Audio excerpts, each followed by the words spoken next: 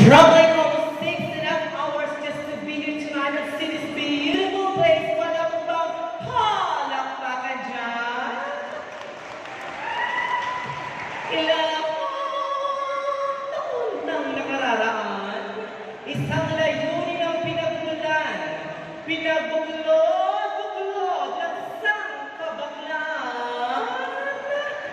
tungo sa mahusay na pagpapakilanlan. Ba't itong hawang matatalino? Edukado at intelihet ang oradong natin sa gabing ito. Kaya't sa mga ikilang kandidata, ibigay mo natin ng 100% ng respeto sa ating pagpapakilala.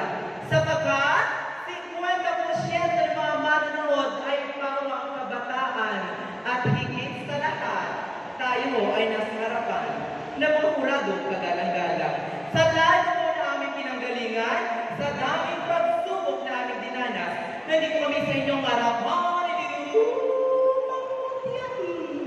laiting pagtawanan.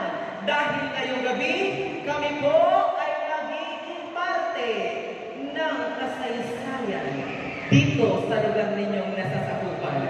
What a glamorous and spectacular evening, beautiful people. I'm going to believe every you typical voice and in the glory of this prestigious event.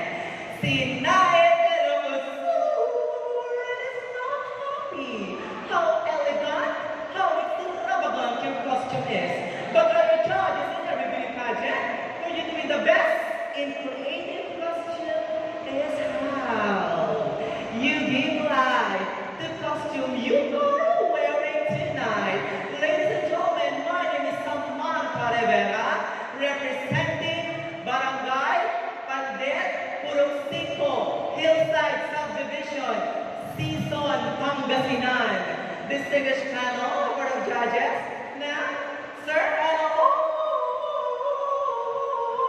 the audiences tonight, I'm standing by the name, the one and only, your PBB Ocho, first runner-up. My name is Iyara Takahashi. And for the bottom of my heart, happy fiesta na all. May God bless us all and I attend kayo amin. Maraming salamat.